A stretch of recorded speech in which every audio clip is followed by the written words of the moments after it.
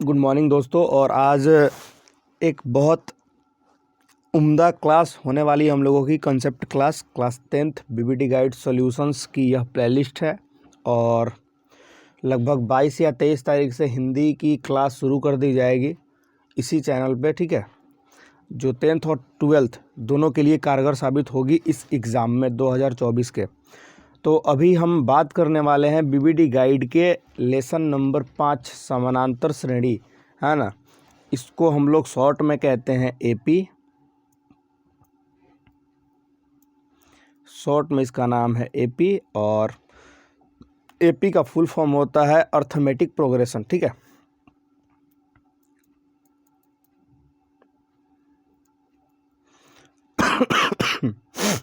Sorry, arithmetic progression full form भी पूछ सकता है आपके एमसीक्यू क्वेश्चंस में, तो आपको घबराना नहीं है, आपको पता होना चाहिए। एपी बोले तो अर्थमेटिक प्रोग्रेशन, ठीक है। वैसे पूछेगा नहीं वो ऐसे क्वेश्चंस, बट हो सकता है पूछ दे तो आप कर लोगे, ठीक है। तो समांतर श्रेणियाँ होती क्या हैं, सबसे पहले उस चीज़ पे चर्चा करेंगे, उसके बाद इसके कुछ फार्मूलों को जानेंगे। वैसे तो हम गाइड में किसी फार्मूला का प्रयोग करने वाले नहीं है, सभी ट्रिक से ही बनेंगे, ठीक है। शॉर्ट मेथड 2-4 सेकंड में बन जाएंगे क्वेश्चन सभी, बट बेसिक क्लास में बेसिक चीज़ें भी बताई जाएंगी और कंसेप्ट क्लास भी बताई जाएगी, ठीक है। तो उसके लिए आपको घबराने की कोई आवश्यकता नहीं है। ठंड का मौसम, शुरू करते हैं आगे। एपी में एक श्रेणी होती है, श्रेणी का मतलब कॉलम होता है, कतार होता है। जैसे कि आप अपने विद्यालयों में जाते होंगे तो प्रार्थनाएं करते होंगे, ठीक है, या किसी मंदिर में जाते होंगे तो प्रार्थना करते होंगे, तो एक उसमें श्रेणी बनी होती होगी, ठीक है। ऐसे एक सीरीज चलती होगी, सीक्वेंस चलता होगा, वही कहलाता है एपी। देखिए कैसे, मान लीजिए 3 लिखा हमने, 5, 7, 9, 11, ऐसे एक श्रेणी हमने बनाया, ठीक है। तो इस श्रेणी में हम देख रहे हैं कि पहले लाइन में 3 आ रहा है, फिर 5 आ रहा है, फिर 7 आ रहा है, फिर 9 आ रहा है, फिर 11 आ रहा है, ठीक है। तो हम कैसे पहचानेंगे कि यह समानांतर श्रेणी है कि नहीं है? तो उसके लिए एक नियम बताया गया है ये, कि सभी का अंतर अगर समान होगा तो हम कहेंगे कि वो समानांतर श्रेणी में है, एक ही सीक्वेंस में है। जैसे पहले वाले को हम A1 कहते हैं, या चाहे कहते हैं A, दूसरे वाले को कहते हैं A2, तीसरे वाले को कहते हैं A3, चौथे वाले को कहते हैं A4, A5, ऐसे ये चलता रहता है। और अंतिम पद हमारा कहलाता है AN, है ना। ये अंतिम पद हो गया।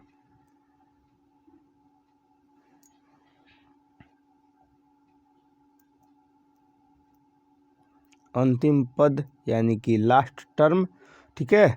कहीं कहीं आपको इसे L से लिखा हुआ भी देखा जा सकता है, लास्ट टर्म, ठीक है। तो ऐसे ये सीरीज चलती रहती है। अगर श्रेणी समान है तो हम कहेंगे कि यह सार्वंतर समान है, तो कहेंगे कि यह समानांतर श्रेणी है, या नहीं है तो नहीं है। तो उसकी क्या मेथड है, मेथड समझिए आप। यदि हमें पता करना हो तो हम पता करते हैं A2 माइनस A1, ठीक है। तो A2 आपके पास है 5 और A1 है 3, या पता करते हैं A3 माइनस A2। हर एक आगे वाले को उसके हर एक पीछे वाले को उसके आगे वाले से घटाकर हम चेक करते हैं कि वो उसका अंतर बराबर है या नहीं है, ठीक है।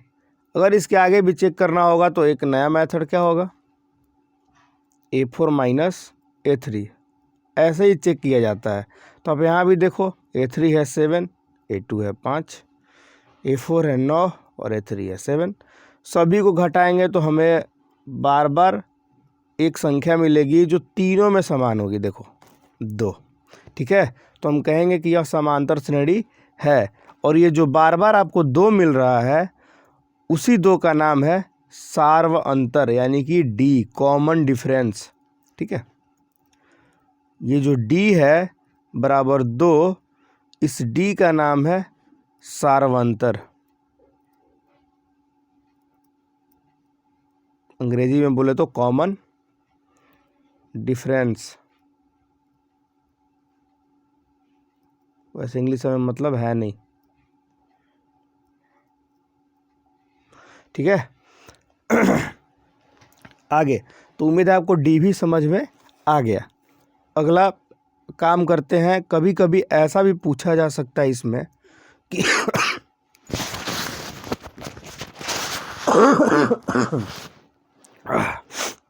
कभी कभी ऐसे भी पूछा जा सकता है कि बताइए कि एक श्रेणी दी गई रहेगी आपको 8, 10, 12 ऐसे, और यहाँ दे दिया जाएगा आपका 30। पूछेगा बताइए इसमें पदों की संख्या कितनी है ना। ऐसा क्वेश्चन आ जाएगा कि एक समानांतर श्रेणी दिया हुआ है 8, 10, 12 डॉट डॉट डॉट डॉट 30, तो बताना है कि बताइए इसमें पदों की संख्या कितनी है। तो जब भी पदों की संख्या पूछेगा तो आपको पहले ही समझ जाना है कि आपको n ज्ञात करना है ना। पदों की संख्या जब भी पूछेगा तो आप समझ जाइएगा कि नंबर ऑफ टर्म्स ज्ञात करने हैं, यानी कि हमें ज्ञात करना है n, ठीक है, पदों की संख्या। या कह देगा कि वहाँ लगा होगा अंत में, क्या लगा होगा, वहाँ, ऐसे कह देगा 9वां पद ज्ञात कीजिए, तो आप समझिएगा हमें क्या ज्ञात करना है, n ज्ञात करना है, ठीक है। जिसके पीछे वहाँ लगा रहेगा, कन्फ्यूजन्स बहुत से बच्चों को हो जाती है कि कब समझे कि n ज्ञात करना है, कब समझे कि n ज्ञात करना है, कब समझे कि d ज्ञात करना है। तो आप समझिए कॉमन चीज़ यही होती है कि अगर वहाँ लगा रहेगा तो समझ जाना है कि आपको n ज्ञात करना है, ठीक है। तो उम्मीद है आपको यहाँ तक बहुत अच्छी समझ में, वैसे ये तो आगे नेक्स्ट कंसेप्ट में है बट मैं बता दे रहा हूँ, ठीक है। आगे ये देखो यहाँ तक समझ में आ गया। चलते हैं अगले कंसेप्ट की ओर। जैसे हमने क्वेश्चंस लिया है जो आपके एनसीईआरटी किताब में ही है, उदाहरण में हमने जो यहाँ आप लेंगे उदाहरण, वो किताबी उदाहरण ही लेंगे, हो सकता है यही एग्ज़ाम में आ सकता है, ठीक है। इसलिए उदाहरण या क्वेश्चंस को ही हम सोल्व करेंगे। क्वेश्चन कह रहा है आपका, शकीला अपनी पुत्री की गुल्लक में 100 रुपये तब डालती है जब वो 1 वर्ष की हो जाती है। 1 साल की हो गई है तो 100 रुपया उसने डाल दिया है। आगे पढ़ते हैं क्या है। प्रत्येक वर्ष इसमें 50 की वृद्धि करती है। 50 की वृद्धि मतलब 100 रुपये तो वो डालेगी ही डालेगी, और 50 रुपये एक्स्ट्रा उसमें क्या कर रही है, बढ़ा रही है। उसके पहले, दूसरे, तीसरे, चौथे ऐसे डॉट डॉट डॉट जन्म दिवसों पर उसकी गुल्लक में डाली गई राशियाँ क्रमशः बताइए क्या होगा। तो आपको एक चीज़ पता होना चाहिए कि आपको एक चीज़ यहाँ 1 सेकेंड, चलिए हम लिखते हैं। कह रहा है कि पहले वर्ष उसकी माता ने उसे 100 रुपये दिए हैं। अब वो कह रहा है आगे क्वेश्चन में कि अब अगले वर्ष क्या कर रही हैं कि 50 रुपया बढ़ा रही हैं उसमें, ठीक है। तो पहले कितना देती थी, पहले देती थी 100, अब बढ़ाने लगी 50, है ना। हर वर्ष ऐसा कर रही हैं, हर वर्ष, तो ठीक है। अब तो कितने हो गए 150, अब फिर बढ़ा दी कितनी 50, ऐसे करके वो दे रही हैं।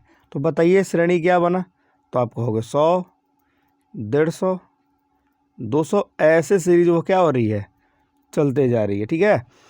अब आपसे पूछ दिया कि बताइए कि समानांतर श्रेणी है या नहीं है। तो आप चेक कर सकते हो, आपके पास तो टेक्निक है। पहले वाले को मानेंगे A1, दूसरे वाले को A2, तीसरे वाले को A3, और आपको पता है सार्वंतर D बराबर क्या होता है, A2 माइनस A1, या D बराबर क्या होता है, अल्टरनेटिव घटाते हैं और क्या, A3 माइनस A2। क्लियर है। यानी कि A2 है 150, 150 में से 100 को घटाया, या 200 में से 150 को घटाया, यही तो कह रहा है क्वेश्चन आपका।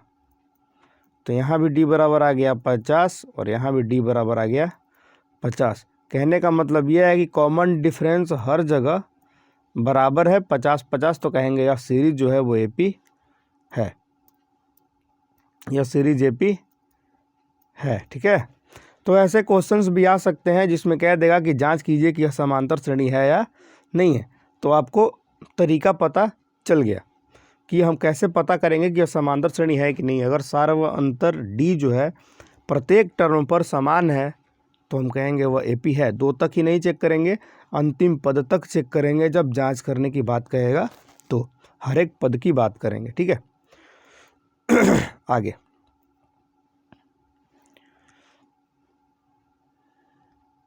सार्व अंतर कॉमन डिफरेंस हमने आपको पढ़ा दिया है, वही चीज़ यहाँ लिखा हुआ है, आप देख सकते हो।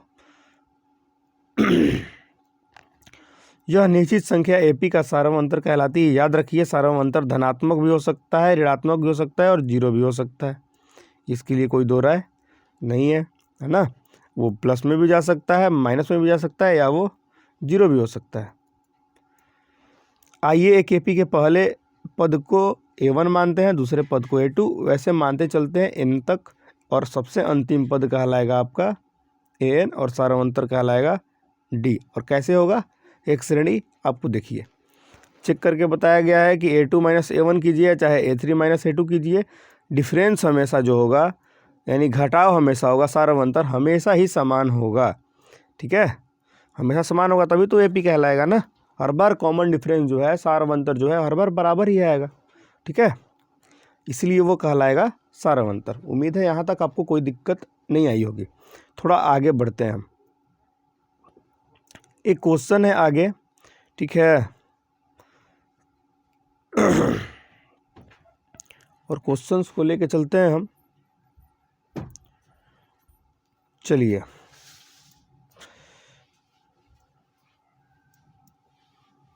और क्वेश्चन कह रहा है आपका कि 2 अंकों वाली कितनी संख्याएं 3 से विभाज्य हैं। तो हमने लिखा 2 अंकों वाली संख्या, पहले लिखा, एक सेकंड मैं उसे रेज करता हूं जो लिखा हुआ है, मैं खुद से लिखने वाला हूं। चलो, ये सभी आपके उदाहरण के ही क्वेश्चंस हैं, है ना। तो ऐसा नहीं है कि मैं खुद से क्वेश्चन लिख रहा हूँ, नहीं, ये सभी आपको उदाहरण के हैं। बस थोड़ा टाइपिंग में या PDF अपलोड करने में थोड़ी दिक्कत आती है, मेहनत लगता है हल्का सा। 2 अंकों वाली कितनी संख्या 3 से विभाज्य है, यानी कि 2 अंकों की वैसी संख्या लेनी है जो 3 से विभाज्य है। तो सबसे पहले सबसे छोटी संख्या लिखेंगे जो 2 अंकों की हो, उसके बाद सबसे अंतिम संख्या जो 2 अंकों। तो 2 अंकों की सबसे अंतिम संख्या है 99, है ना। फिर तो इसके बाद 100 हो जाएगा जो 3 अंक का हो जाएगा, और 3 से कटता भी है। 3 से विभाज्यता का क्या नियम है आपको पता होगा। 3 से विभाज्यता का नियम है कि वैसी संख्या जिसके अंकों का योग 3 के पहाड़ा में आता है वो 3 से विभाज्य होता है। अंकों का योग बोले तो सबको जोड़कर देखा जाता है।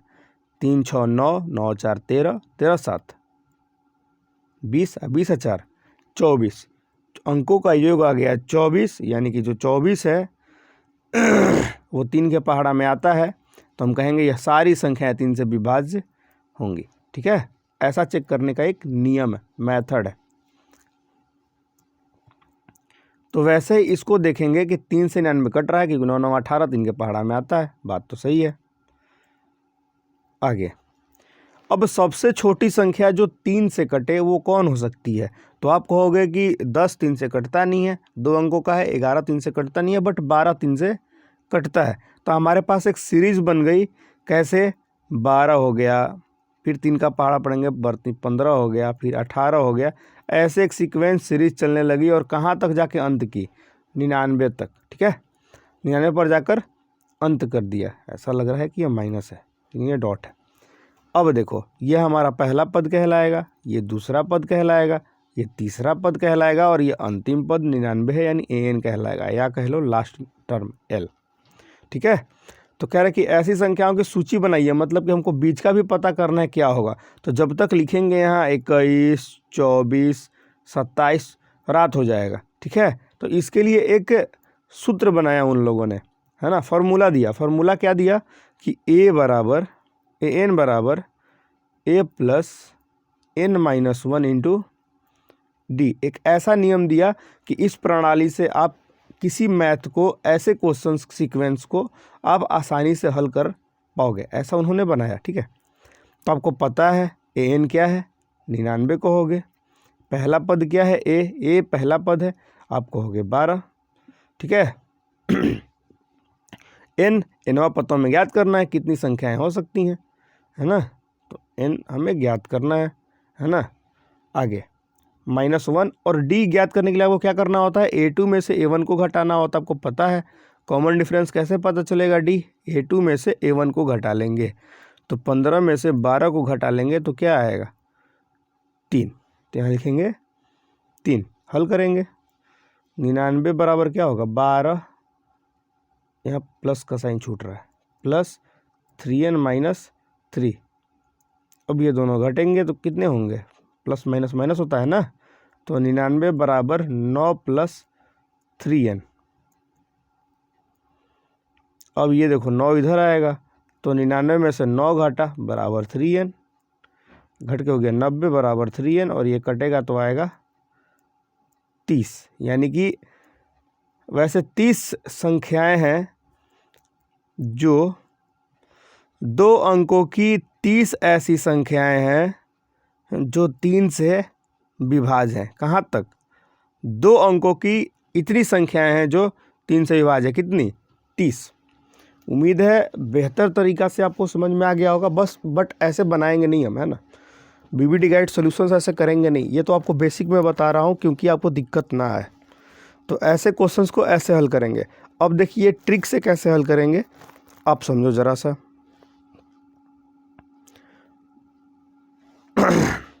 कह रहा है कि 2 अंकों की कितनी संख्याएं जो है वो 3 से विभाज्य है।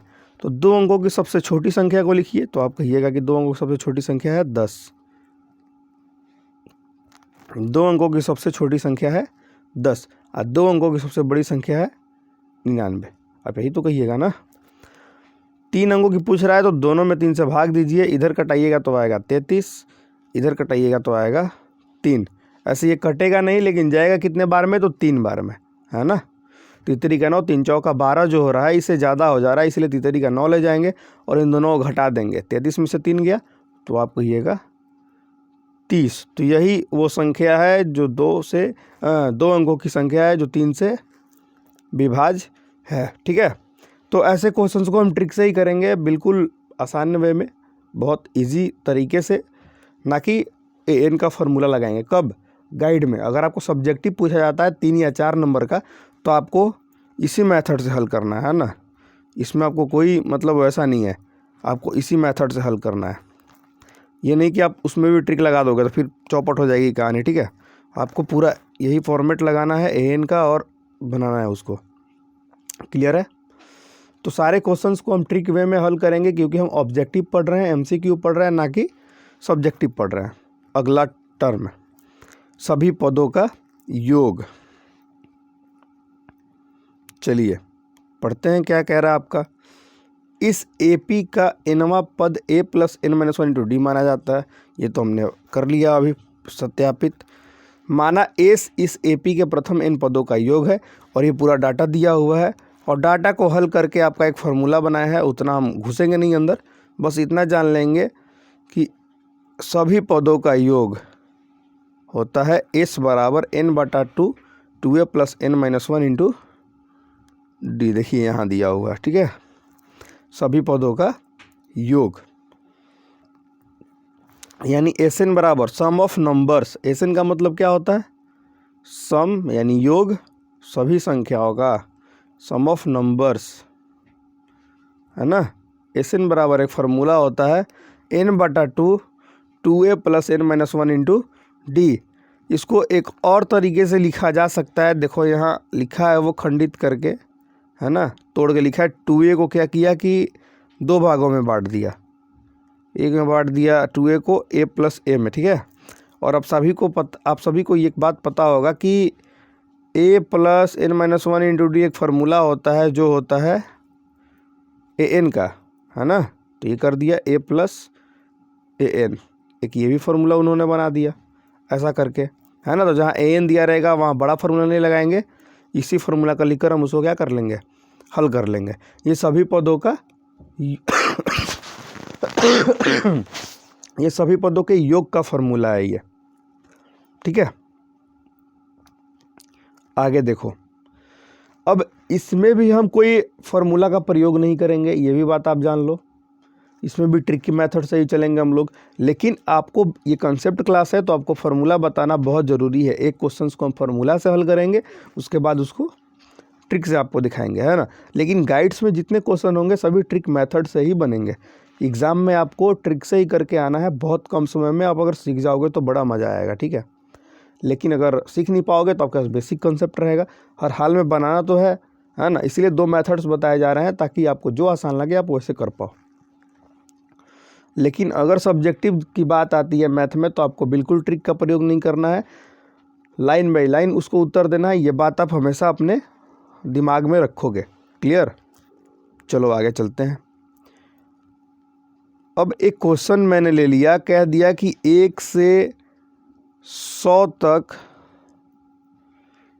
सभी संख्याओं का योग बताइए, क्या होगा। ऐसे क्वेश्चन आ सकता है ना, 1 से 100 तक सभी संख्याओं का योग बताइए क्या होगा। तो हमने एक समांतर श्रेणी बना दिया, 1 2 3 4 ऐसे करके 100 तक वो जा रहा है, ठीक है। तो आपको तो पहचानने आता है, पहले वाले को कहते हैं A1, दूसरे को कहते हैं A2, तीसरे को कहते हैं A3, ऐसे वो सीरीज चलती है। और अंतिम पद को कहते हैं AN, है ना। इसको दोनों तरीक़ों से आपको बताकर दिखाएंगे हम। जैसे अब बताइए SN बराबर क्या फार्मूला लगेगा। आप पहले निकाल लोगे सभी, ठीक है।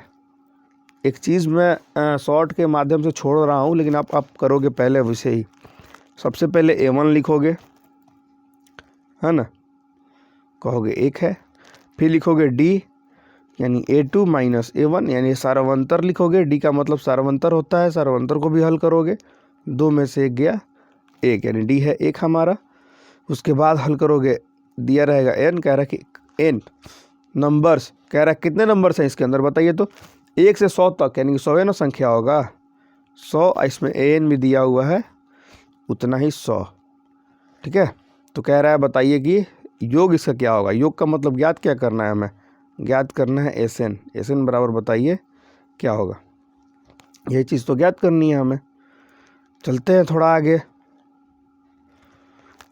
तो आपका फॉर्मूला क्या होता है,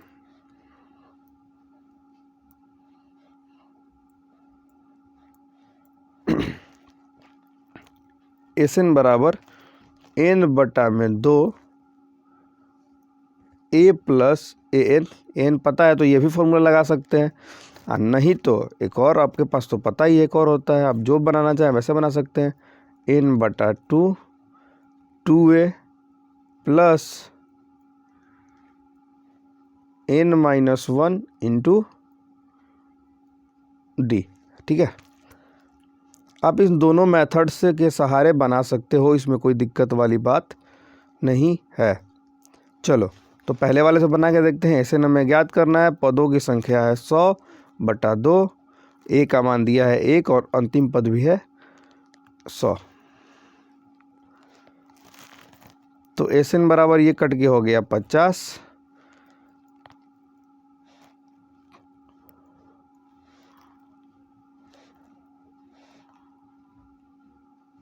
ठीक है, इंटू 101, यहाँ कोष्ट की जगह लिखेंगे इंटू। अब कर लेंगे गुना, गुना करेंगे तो कितना आएगा, हमको लग रहा है 50 आना चाहिए, 505, हाँ ठीक है, 50 इस तरीके से भी देख लेते हैं हल करके क्या होता है।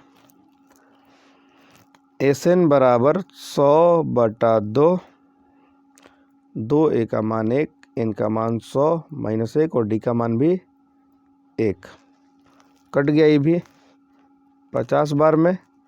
SN बराबर 50 2 गुना 99, हल करेंगे तो वही तो आएगा ना।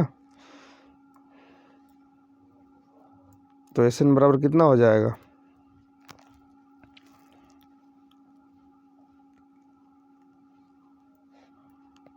50 गुना 198।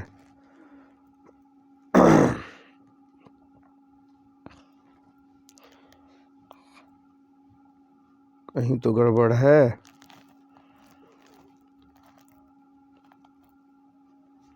यहाँ प्लस का साइन छूट रहा है, वही तो सोच रहा हूँ इतना एक्स्ट्रा कैसे आ रहा है मेरे भाई। 1 सेकंड, थोड़ी सी रफ्तार के कारण बात बिगड़ गई, वैसे पकड़ लिया मैंने। 2 यहाँ प्लस का चिन्ह छूट रहा है, प्लस 50 गुना 1, ऐसा कुछ। बट यहाँ 50 क्यों होगा, यहाँ तो होगा 99। SN बराबर 50 2 और प्लस 1 99, तो SN बराबर 50 गुना 101। ठीक है, 99 कम 99 हुआ ना यहाँ पर, और यहाँ 2, 99 2 101। अब गुना कर देंगे तो आएगा 50 50 आंसर।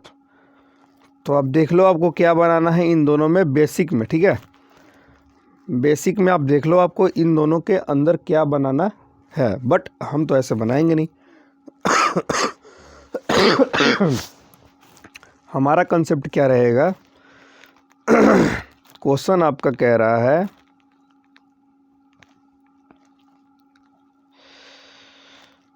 कि 1 से लेकर 100 तक के सभी संख्याओं का योग बताइए क्या होगा।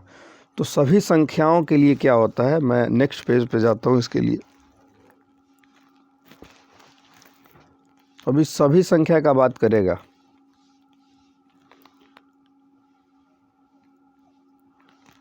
ठीक है, या सम संख्या का बात करेगा। ये सभी धनात्मक संख्याओं की बात हो रही है, सभी प्लस में होने चाहिए तभी, या विषम संख्या का बात करेगा, या विषम संख्या का बात करेगा। तो यही जो ट्रिक है उस पे ही ये सभी खत्म हो जाएगा। ठीक है, सभी संख्या का बात करेगा तो n इंटू n माइनस 1 बटा में 2 लगाएंगे। ठीक है, सभी संख्याओं के लिए। सम संख्या का बात करेगा तो लगाएंगे n इंटू n माइनस 1, और विषम संख्या का बात करेगा तो लगा देंगे n का स्क्वायर। बस यही मेथड है अपना, है ना। आप स्क्रीनशॉट ले लो इसका, या रख लो कहीं अच्छी तरह से, या नोट्स में उतार लो। सभी संख्याओं का बात करेगा तो लिखेंगे n इंटू n माइनस 1 बटा में 2। सम संख्या उसे कहते हैं जो 2 से कटे, वैसी संख्याओं का बात करेगा जो 2 से कटे, है ना, 2 से भाग लगने वाली संख्याओं का बात करेगा तो उसमें ये फॉर्मूला लगाएंगे, और विषम संख्या का अगर बात करेगा तो उसमें n स्क्वायर लगाएंगे। ठीक है, तो क्वेश्चन आपका है सभी संख्या 1 से लेकर 100 तक के सभी संख्या बताइए। 1 से लेकर 100 तक के सभी संख्या बताइए। तो n यानी कि अंतिम n क्या है, संख्याओं पदों की संख्या है ना। तो कितने संख्या इसमें 100 है, तो 100 इंटू 100 माइनस 1 बटा में 2, ये कट गया 50 बार में। और आपको पता है आगे क्या करना है, घटाएंगे तो क्या आएगा 50 गुना 99, और इसको कर लेंगे हल। ओहो, यहाँ मिस्टेक हो रहा है शायद, n इंटू n प्लस 1 होता है यहाँ पर, n इंटू n प्लस 1, है ना, याद रखोगे ज़रा, n इंटू n प्लस 1 होता है, ये बात याद रखोगे, n प्लस 1,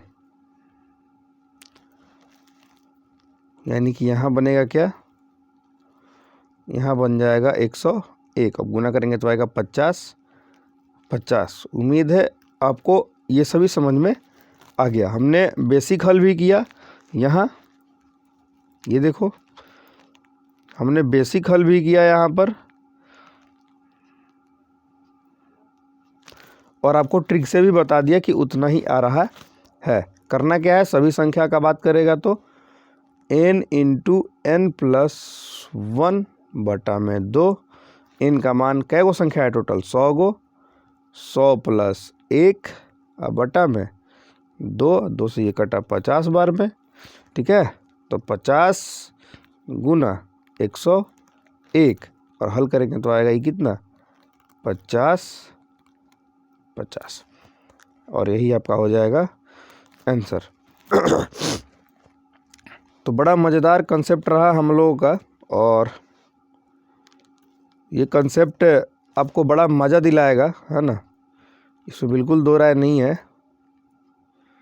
ये मज़ा नहीं दिलाएगा कंसेप्ट। और ये सभी क्वेश्चंस आपको और अच्छा लगने लगेंगे, घबराइए नहीं अभी, गाइड्स में मज़ा आएगा। तो पूरा एपी सीरीज़ का हमने कंसेप्ट जान लिया है और आपको पूरी वीडियोस पसंद आ गई है तो अब हमारे चैनल्स को सब्सक्राइब कर सकते हो और लाइक करना बिल्कुल ना भूलो, एप्पल वर्जन। और आज ही पूरी वीडियो आएगी, घबराने की कोई बात नहीं है। एपी की सारी वीडियो आज अपलोड कर दी जाएगी रात 9 बजे तक, 21 तारीख तक अपलोड हो जाएगी आपकी सारी वीडियो, त्रिभुज की भी। 21 तारीख तक त्रिभुज खत्म कर दिया जाएगा, आपको टेंशन वाली बात नहीं है। 22 को त्रिकोणमिति की वीडियो आ रही है, कंसेप्ट हमने करा दिया है त्रिकोणमिति का, उस पूरे वीडियो में होगा। और बेसिक पार्ट्स जो है त्रिकोणमिति का वो आपको 24 के अंदर आपको मिल जाएगा सॉल्यूशन के साथ पूरा, ठीक है। तो मिलते हैं अगली क्लास में, तब तक के लिए हमें दीजिए इजाज़त, धन्यवाद।